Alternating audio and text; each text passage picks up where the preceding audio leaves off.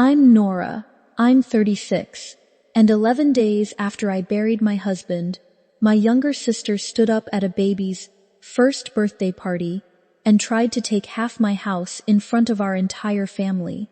There was still a candle smoking on the cake when she did it. Bridget tapped a spoon against her glass, smiled at the room like she'd rehearsed it in a mirror, and announced that the birthday boy, her son, was Thomas's child. My Thomas.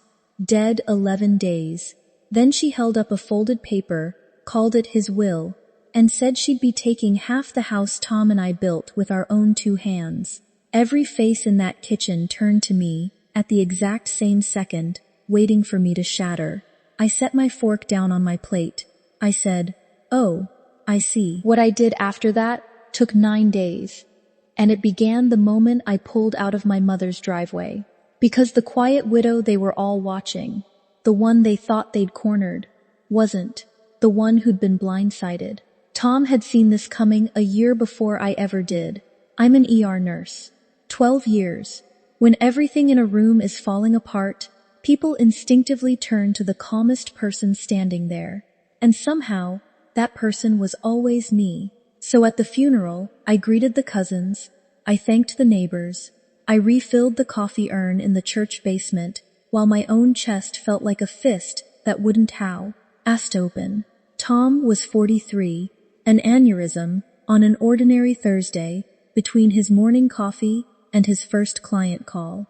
No warning, no long goodbye, just a phone buzzing in my locker, at shift change, and a charge nurse, I'd known for years, saying my name in the voice I'd only ever used on other people. We built our house together, a sagging 1930s place on Birch Hollow Road that every contractor told us to tear down. We didn't. We spent 5 years stripping wallpaper, leveling floors, and arguing about paint colors until we'd paid it down to zero. $410,000, the assessor said, like that was a comfort. It wasn't a number to me. It was the smell of sawdust and the sound of Tom laughing at his own crooked measurements. My sister Bridget is 4 years younger than me, and her life had been unraveling all year. Her marriage had collapsed. She'd lost her apartment in the fall. She was back in our mother's spare room, with her baby, Leo, and a stack of credit card debt the whole family whispered about, but nobody named out loud. My mother, Diane, called me on a Sunday with a voice sweeter than it had been in months. That was the first thing I noticed. My mother does not do sweet without a reason. "Nora, honey, you have to come to little Leo's birthday. Bridget would be heartbroken if you weren't there. It would mean so much to the family." The family. She always used that word, like a door swinging shut behind you. I said yes, of course I'd come. He's my nephew. I heard her exhale, relieved, and at the time, I thought it was relief that I'd said yes. I bought Leo a stuffed rabbit and a small savings bond, because that's what an aunt does, but I had no idea how bad it was about to get. My mother's house always smells like cinnamon and lemon cleaner, and that afternoon it smelled like both, plus the sugar of a sheet cake on the counter. The kitchen was full. 2 aunts, 3 cousins, a couple of neighbors, Bridget's friend from work. Everyone gave me that soft, tilted head pity people give the recently widowed, and I let them, because correcting it would have cost more than I had. Leo was adorable in a paper crown, banging a spoon on his high chair tray. Bridget hovered over him in a way that felt staged, smoothing his hair, calling him Tommy's little man once, lightly, like a joke that wasn't a joke. I caught it. I filed it away the way I file a patient's offhand comment that doesn't match the chart. Her on-again ex, Kyle, was there too, which surprised me. He kept close to her, kept refilling her glass, and his own, and there was a tightness under all the cheerfulness, a current I couldn't name yet. Then, just as people were scraping frosting off paper plates, my mother stepped to the center of the room and clinked a knife against a wine glass. "Everyone," she said, "Bridget has something she'd like to share." And my sister stood, smoothed her dress, and looked at me like a cat that already had the bird in its mouth. "Most of you know, this year has been hard for me. she began, and a few people nodded, ready to be moved. The divorce, raising Leo alone, and now losing Thomas. She let her voice catch on his name, because Thomas meant more to me than any of you knew. The room went still. I felt the temperature change, the way you feel a fever spike under your palm. Bridget looked directly at me. Leo is Thomas's son. Tom and I were close before he got sick. He knew, and he wanted Leo taken care of. Somewhere behind me, an ant made a small sound. I didn't move. Bridget reached into a folder on the counter and pulled out a sheet of paper, holding it up so the stamp at the bottom showed. "This is Tom's will," she said. "He left provision for his son, so as Leo's inheritance, I'll be taking half the house on Birch Hollow, half of $400,000. It's what he wanted." She set it down like a winning card. My mother had a hand pressed to her chest. Kyle stood behind Bridget with his arms crossed and a look he thought was sympathy and was actually triumph. The whole room turned to watch me break, and I understood, suddenly and completely, why my mother's voice had been so sweet on the phone. This wasn't a party, it was a setup, and I'd walked in carrying a stuffed rabbit. Here's the thing nobody in that kitchen expected. I almost laughed, not because it was funny, but because I knew something my sister didn't, and the gap between what she thought she was doing and what was actually true was, in that frozen second, almost too big to hold inside one body. I didn't laugh. There was a baby in a paper crown 10 feet away. I let my face go calm and unreadable, the way it goes over a crashing patient. "Oh," I said. "I see." I picked up my plate, rinsed my fork in the sink like a guest with manners, kissed Leo's sticky forehead, and told him happy birthday. Then I picked up my purse and walked out the front door into the cold, while behind me the kitchen filled with the murmur of people who hadn't gotten the show they'd relin. You kissed up and promised. I sat in my car with my hands on the wheel, perfectly steady, and that night, at my own kitchen table, I made a decision that would change everything. I want to be honest about how the next 2 days actually felt, because the calm wasn't the whole truth. The truth is, I sat in that house and I doubted him, my own dead husband. For the first time in 12 years, Bridget's paper had looked official, a stamp, a signature, and grief does a cruel thing to you. It makes the solid ground under a good marriage feel suddenly thin. For one ugly hour, I wondered if Tom had a life I never saw. I sat at the table where he used to spread out his receipts, surrounded by his reading glasses on the windowsill and his handwriting still on the calendar, and I let myself think the worst thought a widow can think. Then my phone began to fill up. My mother led the charge. I know that was a shock, but you can't just walk out on family. 20 minutes later, "That baby is your husband's flesh and blood." Then an aunt, clearly recruited, "Don't let pride get in the way of doing right by his son." And underneath the gentle ones, the same blade, over and over, in my mother's voice when she finally called. "I'm not saying give her everything, Nora. Just give her something. For the baby." She would say that exact sentence to me at least 5 more times over the next 9 days. Just give her something. For the baby. She'd built it to be impossible to argue with. Refuse, and you're refusing a child. I set the phone face down. I didn't cry, which scared me more than crying would have. I'd gone numb in a way I didn't recognize in myself, and I hated it. But sitting there in the dark, one thing kept tugging at me. 3 weeks earlier, at the wake, Tom's lawyer had pressed a plain envelope into my hand. A lawyer I didn't even know Tom had. I'd carried it unopened ever since, because I wasn't ready for his voice on paper. I found it in the bottom of my bag. One line in his neat accountant's hand. "If anyone ever fights you for this house, don't argue. Go to Walter. He has everything you'll need." I read it 4 times, and I realized then no one was coming to save me. But maybe someone already had. Walter Hale's office was downtown above a bakery, the kind of old brick building with a slow elevator and good coffee in the waiting room. I went on a Wednesday morning in my scrubs, because I was heading straight to a shift after.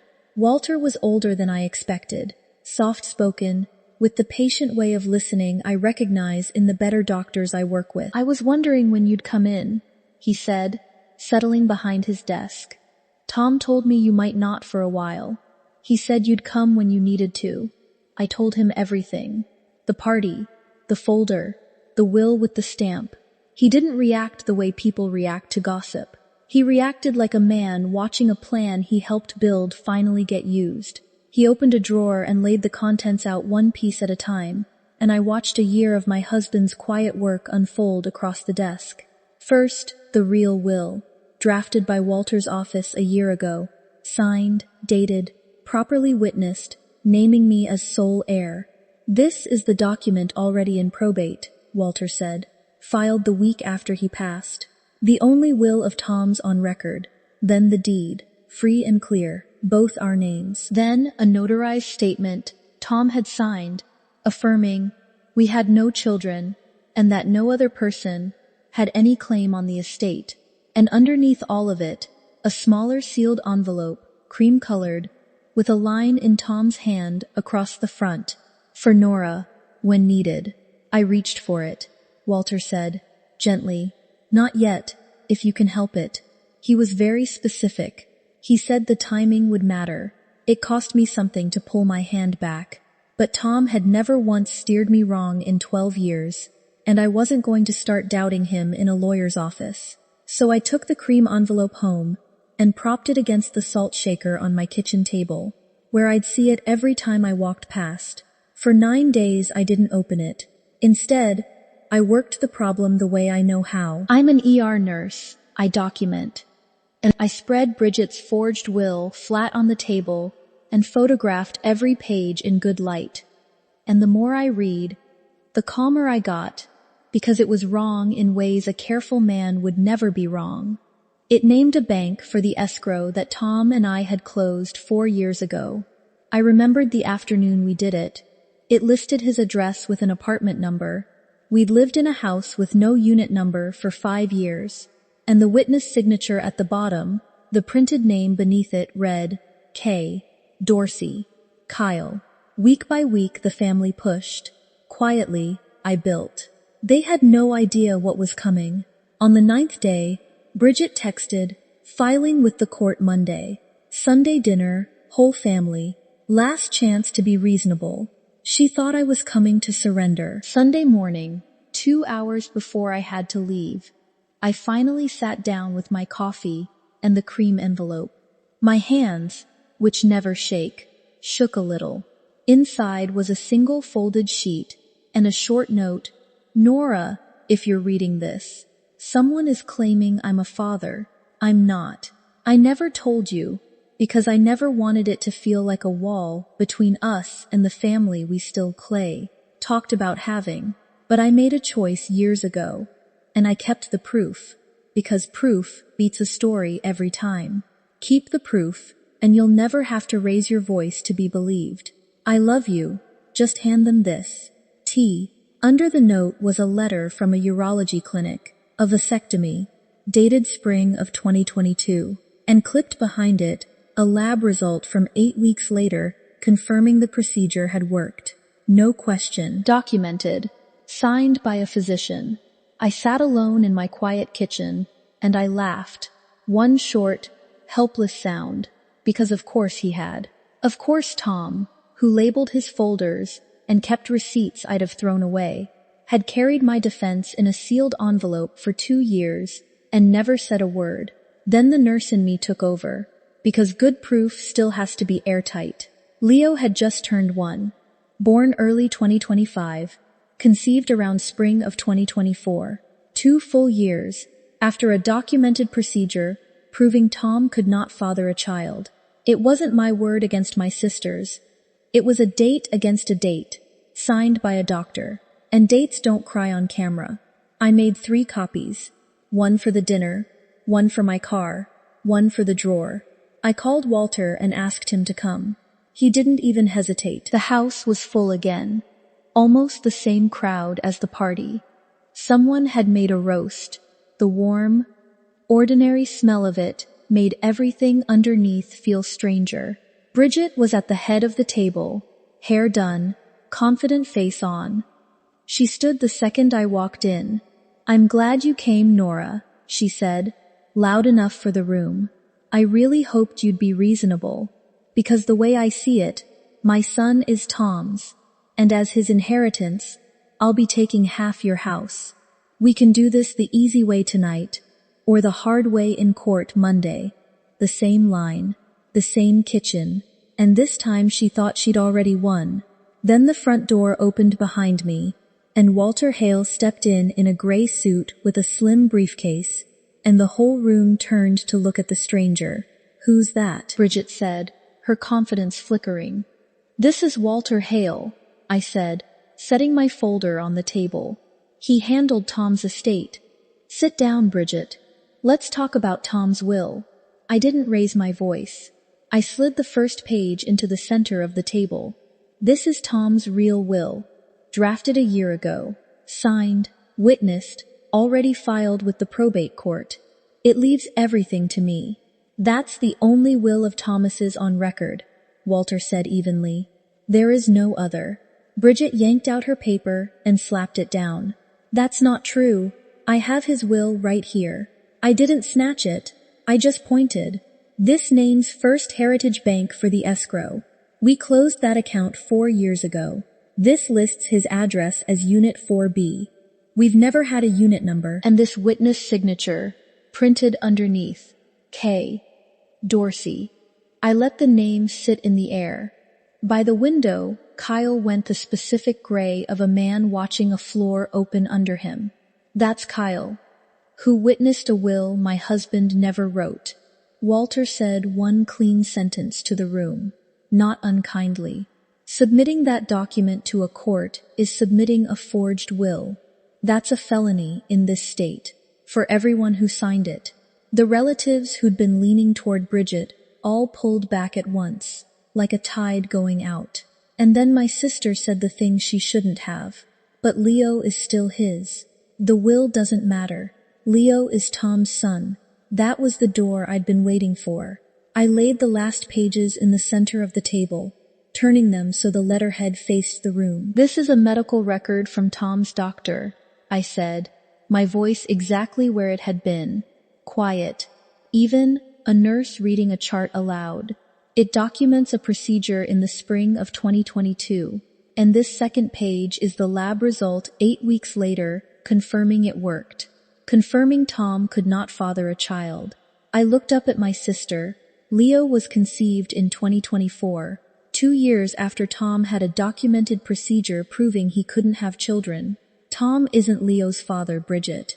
He never was, and he kept the proof in a sealed envelope because some part of him knew that one day, someone would stand up and say exactly what you just said." And then the room went completely silent.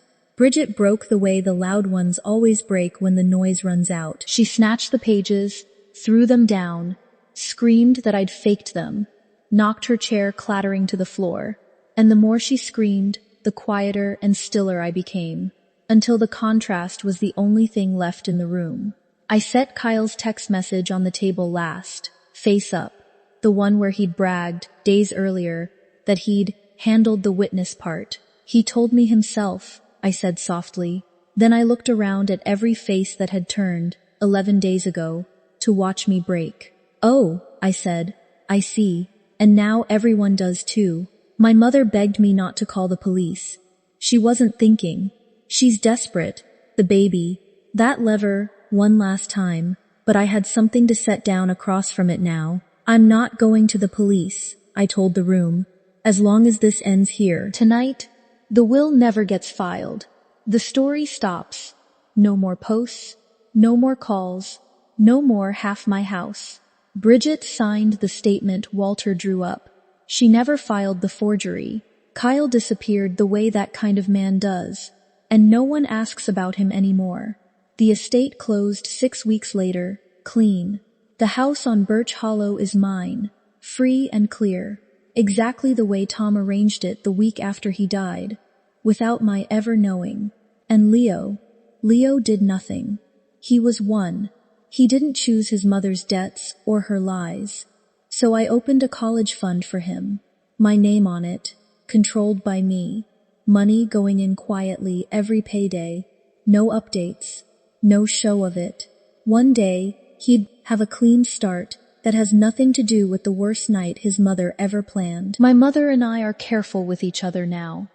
The sweetness is gone from her voice, and somehow that makes it more honest.